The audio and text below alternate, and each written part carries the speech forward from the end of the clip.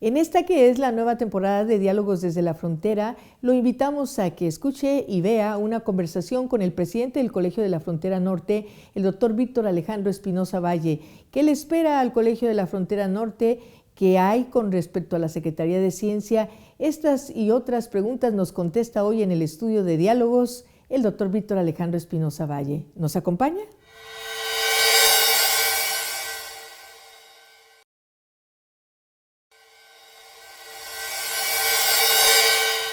Doctor Espinosa, como presidente del Colegio de la Frontera Norte, ¿qué significa esta modificación ahora como Secretaría de Ciencia? ¿Qué le representa al colegio y cómo lo ve a corto plazo? Bueno, la idea de una Secretaría de Ciencia, Humanidades, Tecnología e Innovación, como se llama, CECITI, pues viene de tiempo atrás. Había sido una reivindicación de académicos, de actores, de gobiernos, y no se había podido concretizar hasta ahora. Es un reto enorme, ¿no? Crear una secretaría. Antes éramos un consejo que agrupaba a 26 instituciones, pero con el paso a una secretaría, pues se amplía el panorama y las instituciones que estarán aglutinadas ahí. De manera central se divide en dos subsecretarías, ¿no? La nueva secretaría, y por un lado estaremos sectorizados los ahora 25 centros públicos de investigación, lo que éramos los centros CONACYT, por un lado, y por el otro lado se crea dos universidades a nivel nacional, que es la Universidad Nacional Rosario Castellanos y la Universidad de la Salud. Este será un esfuerzo enorme, ¿no? Porque hay que crearlas. Existen en la Ciudad de México, ¿no? Son una alternativa también para muchos estudiantes que no tenían cabida en universidades públicas, pero no solo se ofrecerán licenciaturas, sino también posgrados. Y bueno, y por el otro lado, esto por lo que se refiere a la Universidad Rosario Castellanos, pero la Universidad de la Salud, pues para formar médicos, enfermeros, enfermeras, ante el déficit en la salud pública en México. De manera que es un amplio panorama, se extiende, ¿no? Seguimos trabajando los centros, como veníamos haciéndolo, ahora sectorizados en la nueva secretaría, y todas las nuevas universidades, más otras atribuciones que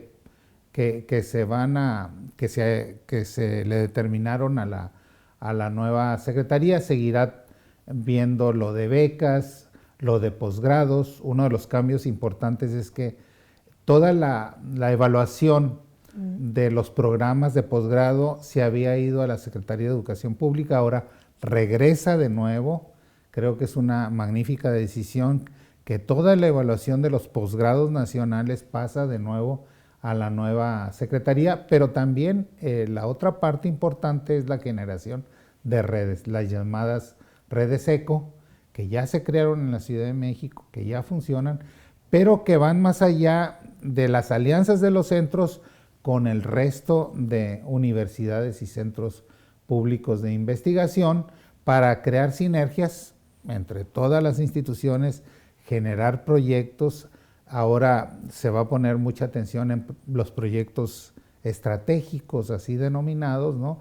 Que son aquellos proyectos que van a responder a los problemas más acuciantes de la sociedad mexicana. De manera pues que es un reto enorme. Apenas el día 24 del mes de enero se publicó ya en el Diario Oficial de la Federación el reglamento interno de la nueva secretaría, donde pues se establecen claramente toda la estructura de la nueva secretaría y las funciones de cada una de las instancias. Me da la impresión, decía doctor, usted en el sentido de que era una reivindicación, o sea, era algo a lo que aspiraban personas, bueno, como usted, con una larga trayectoria académica, y también, por otro lado, como que eran esfuerzos de alguna manera dispersos, ¿verdad? Por un lado estaba la UNAM, el Politécnico, como que todo, y había un trabajo de investigación muy interesante en todas estas instituciones. Entonces, en esa rama, en la de la investigación, ¿qué representa esta reorganización? Sí, básicamente generar sinergias. Por ejemplo, ¿qué va a pasar? Se va a detectar un problema en una región porque se regionaliza. La idea es la regionalización.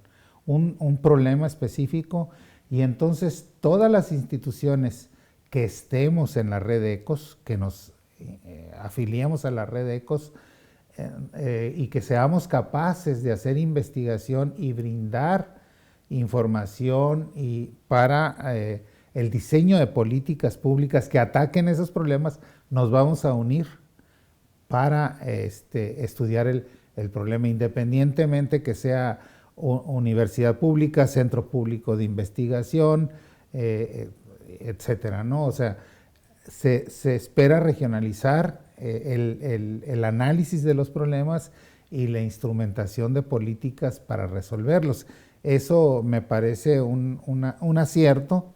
Implica mucho trabajo, mucha imaginación, pero creo que finalmente lo que tengan en términos de activos una institución, a lo mejor no lo tiene la otra, pero unirse para desarrollar proyectos conjuntos me parece que es una buena propuesta. Perdón por decirlo en forma coloquial, es como un poquito hacer a un lado egos y trabajar realmente en esta incorporación de la ciencia a la solución de problemas que tiene el país. Sí, creo que encaja perfectamente con la idea que hemos venido impulsando desde el Colegio de la Frontera Norte de generar ciencia útil, ¿no? Por ejemplo, ahora estamos teniendo un especial liderazgo en el tema de en la coyuntura del cambio de gobierno con Estados Unidos, ¿no? Es decir, sí, poner al servicio de todos los activos, los saberes de cada institución.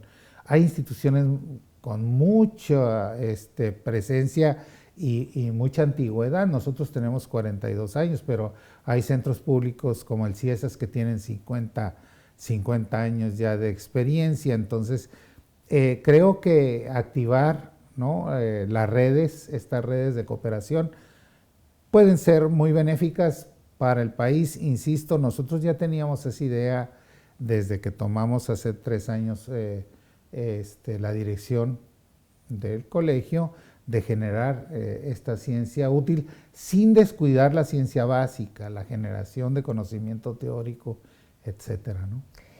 Doctor, quiero hacer una pregunta, no sé si me la alcanza a contestar, pero ¿esto readecúa los programas al hacerse estas universidades de las que nos habla y todo eso? ¿Readecúa los programas de posgrado que tiene el Colegio de la Frontera Norte? Hay una, por así decirlo, también reorganización, porque bueno, pues es muy prestigiado el nivel de quienes se egresan del Colegio de la Frontera Norte.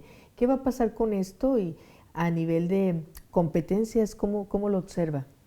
Sí, bueno, el posgrado es una de las pilares, de los 3 pilares de nuestra institución: investigación, docencia y vinculación o difusión.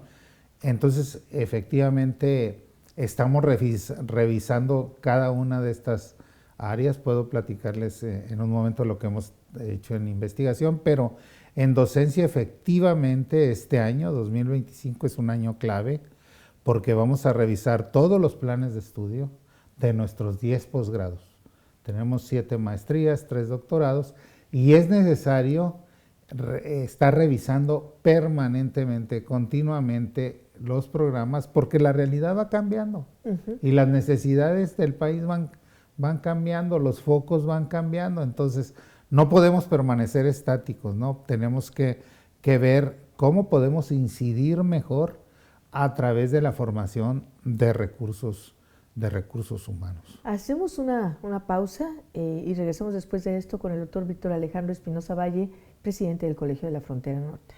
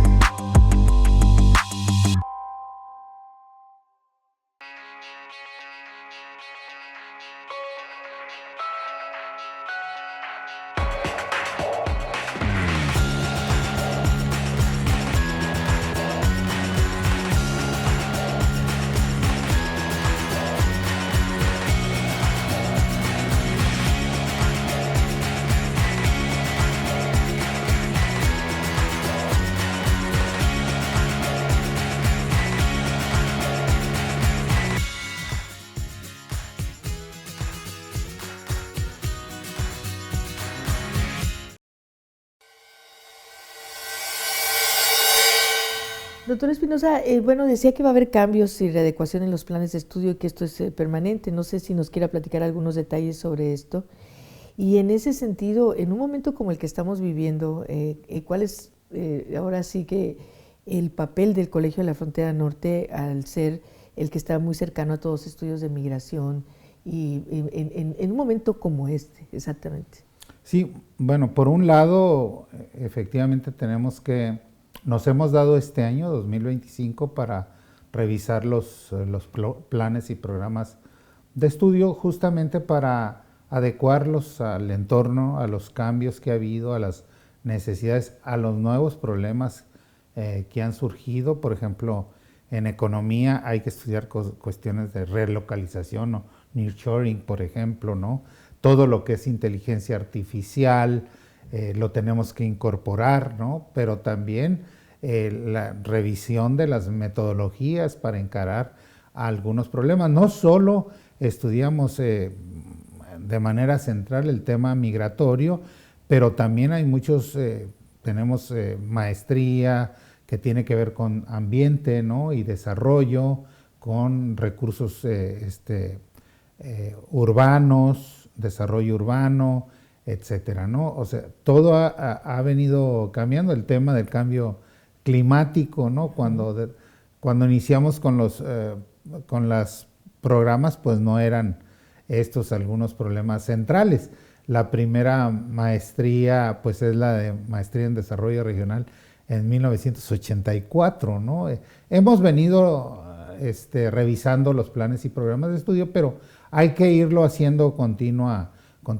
Con el cambio, por ejemplo, a la Secretaría de Educación Pública, de la evaluación de los programas, se nos encomendó que encadenáramos las maestrías con los doctorados, muy a la manera de los programas de Estados Unidos o de Europa, ¿no? En donde tú entras y de la maestría puedes pasar al doctorado, ¿no? Es un esfuerzo que tenemos que hacer. ¿Qué maestrías encajan mejor con los 3 doctorados que tenemos, etcétera? Nuevos fenómenos culturales que han surgido producto de la interacción cultural, ¿no? y de lo que sucede en la frontera, y que tenemos que pues ir estudiando para además diferenciarnos de otros programas que han surgido en el resto del país y que han crecido sus demandas. O sea, ¿qué vamos a ofrecer nosotros como Colegio de la Frontera Norte? ¿Cuáles son nuestras capacidades, nuestras riquezas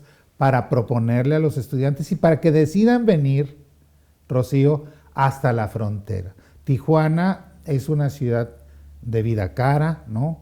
Y entonces quien viene hasta acá tiene que tener un especial motivo para hacerlo y no quedarse en otros centros o en otras universidades de otros lados del país, ¿no?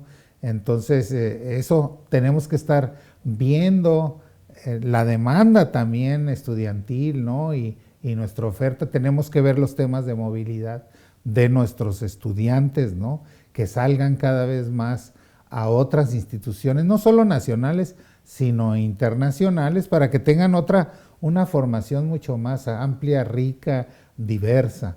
Entonces, todos estos elementos están sobre la mesa. Tenemos ya comisiones que están trabajando. Es un trabajo colegiado muy importante, ¿no? que se tiene que dar. También las técnicas didácticas. Toda la virtualidad nos cambió. La pandemia nos cambió las técnicas didácticas, la posibilidad de programas híbridos, como tenemos también algunos programas virtuales que ofertamos, y entonces, pero nos obliga no es cuestión nomás de transmitir, sino implica toda una didáctica asociada a la virtualidad. Entonces, esto pasó apenas en 2019, 2021, cuando se atravesó la pandemia y tuvimos que adaptarnos y ser creativos. Entonces, estamos discutiendo qué programas pueden ser híbridos, qué programas pueden ser virtuales, qué materias deben de ser presenciales, etcétera, ¿no? Es una discusión muy amplia y colegiada, ¿no? En cuanto a este tema me da pie para preguntar la vigencia del Colegio de la Frontera Norte en un momento como estratégico, y la codificación en cuanto a la calidad de lo que sucede con la calidad de los estudios aquí en el colegio. Sí, por un lado tenemos la coyuntura que se amplió o se agudizó la problemática a partir del 20 de enero con el cambio de administración de Donald Trump en Estados Unidos, pero también es un desafío muy importante para las instituciones como el Colegio de la Frontera Norte. Digamos que esto nos hizo rápidamente, nos obligó a pensar cómo podríamos ser más útiles para todos los actores sociales, políticos, los ámbitos gubernamentales. Y entonces estamos generando información de mucha calidad y muy rápido. Creo que hemos respondido bien. Se nota mucho en la demanda que ahora tenemos en medios nacionales, internacionales, en redes sociales, de lo que estamos haciendo, porque creo que hemos sido una institución que ha sabido responder a este desafío, a esta oportunidad. Finalmente, paradójicamente, es una oportunidad para subirnos, para entender el momento y para propiciar estudios y responder rápidamente a lo que están esperando afuera del Colegio de la Frontera, infinidad de actores que hagamos. Y por fortuna creo que hemos estado respondiendo bien por todos los medios, ¿no? Programas que se están grabando aquí con investigadores, generación de boletines, saliendo a los medios, y eso ha posicionado al colegio quizás como hace muchos años no pasaba, ¿no? Cuando en los inicios el colegio se distinguió por ser la voz especialista en el tema migratorio, ¿no? Ahora creo que estamos revitalizándonos en esa dirección y creo que hemos sabido responder y tenemos que seguir respondiendo porque no solo es el tema migratorio, insisto, ¿no? Hay temas de economía, ambientales, que tenemos que estar ahí y ser útiles, ¿no? El agua, la salud, todo ese tipo de cosas. Doctor, me parece que vamos a hacer una pausa, aunque nos queda todavía un minuto, pero planteo una pregunta. Justo se da esto del 2025, justo esta coyuntura, en lo que es la mitad prácticamente la mitad de su periodo, ¿no? Entonces, ¿cuáles son sus metas en este tiempo que queda? ¿Qué es lo que quiere que trascienda en el Colegio de la Frontera Norte? Y en ese sentido, un hombre como usted, que es originario de aquí, de la frontera, ¿cómo observa desde su papel de investigador todo lo que está ocurriendo? ¿Qué ve, qué predice que puede pasar al corto y al mediano plazo? En fin, dejo la pregunta, hacemos pausa y regresamos después de eso.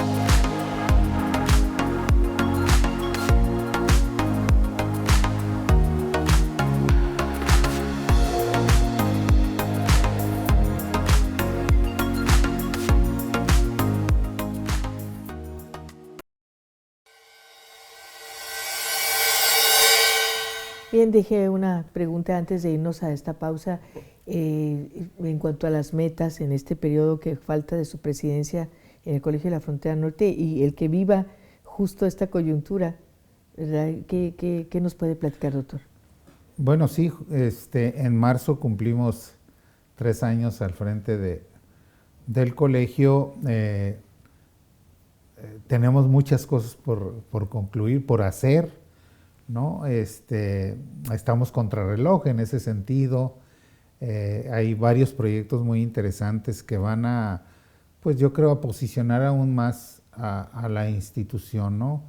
La sede de Valle de Guadalupe es un proyecto en marcha, ¿no?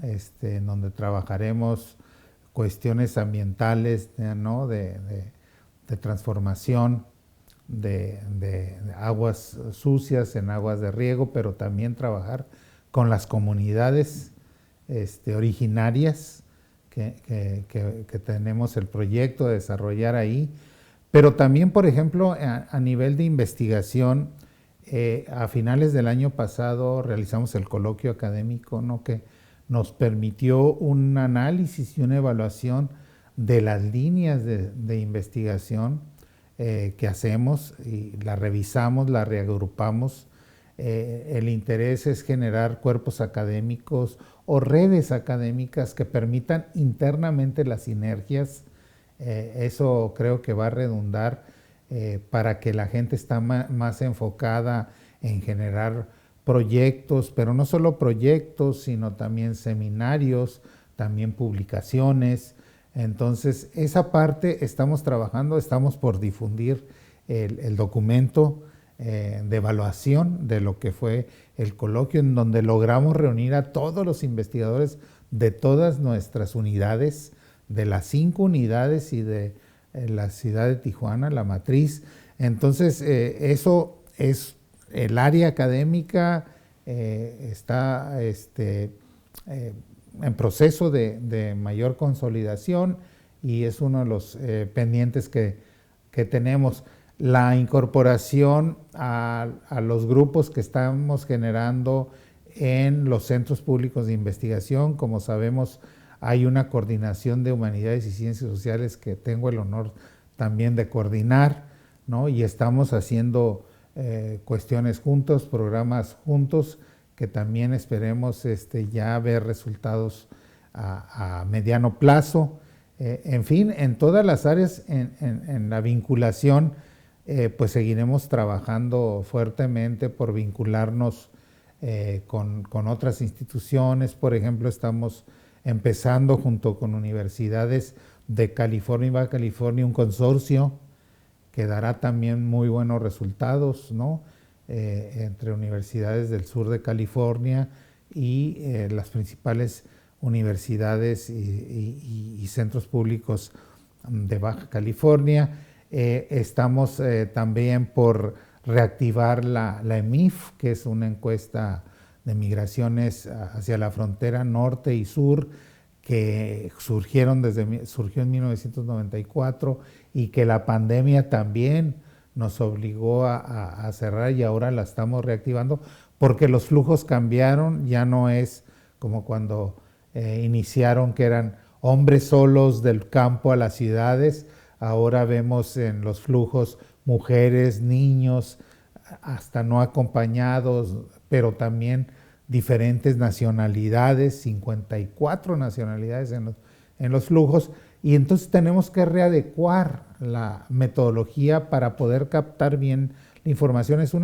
Es el banco de datos sobre migración más importante de América y puede ser que del mundo, ¿no? Entonces, estamos en eso, queremos reactivar, es una meta que nos hemos trazado. En fin, tanto en docencia como en investigación, como en vinculación, como en difusión, lo que se ha hecho en difusión pues ha sido muy importante, nos ha ayudado a situarnos en el contexto nacional e internacional, y entonces pues nunca está uno satisfecho del todo, ¿no? Sí estamos contentos por lo que hemos logrado, pero los retos continúan, y el objetivo es que haya eso, continuidad con quien ocupe la presidencia del colegio, todo es temporal, así hay que asumirlo, ¿no? Y bueno, en el tiempo que uno esté al frente, pues tratar de contribuir en la consolidación de una institución que queremos muchísimo y que yo, como dijiste en la pregunta, pues tengo la fortuna de ser el primer presidente del colegio que soy de la frontera, ¿no? Y de Baja California. Eso también pues me hace mayor, que tenga mayor compromiso con lo que estamos haciendo y con lo que pensamos legar. Y sobre todo, pues trabajar en un ambiente de identidad, de fuerte identidad y de sentido de pertenencia de todos los que elaboramos en todos los ámbitos del Colegio de la Frontera al Norte, ¿no? Entonces, pues son metas que uno se traza y que esperemos, de todo esto que dije, a lo mejor un porcentaje, lograrlo, ¿no? Bien, doctor, pues, su visión como fronterizo, ¿verdad? Tenemos un minuto y su reflexión antes de cerrar este programa. Sí, pues yo nací y viví toda mi infancia en Tecate, paradójicamente en la última calle de México con Estados Unidos. Y paradójicamente se llama Avenida México, ¿no? Entonces me tocó desde niño ver la frontera cuando no existía muro, cuando podías cruzar de un lado a otro sin ningún problema, ¿no? Jugábamos de niños del otro lado, ¿no? Hasta me fui muchos años y regresar y ver frente a mi casa el muro metálico, pues fue un choque muy fuerte, ¿no? Y eso te obliga a pensar rápidamente qué ha pasado en la frontera y cómo podemos superar muchos de los obstáculos que nos han venido poniendo en una relación asimétrica. O sea, el muro existe porque hay una relación asimétrica, ¿no? Entonces, cómo desde esta trinchera, en esa relación de no subordinarnos y tener posiciones dignas, creo que desde la investigación, desde la docencia, podemos hacerlo y lo estamos tratando de hacer, ¿no? De la defensa de lo mejor que tiene este país. Doctor, muchas gracias. Y muchísimas gracias al equipo que hace posible este programa en esta nueva temporada de Diálogos desde la Frontera. El doctor Espinosa Valle es nuestro padrino, ¿verdad? Y por supuesto agradecemos muchísimo a Óscar Ochoa en todo lo que es la coordinación del video, a Fabián Ayala en los audios, a Alfonso Carabeo en la imagen gráfica y a Stephanie Gutiérrez en la asistencia. Muchas gracias. Hasta la próxima.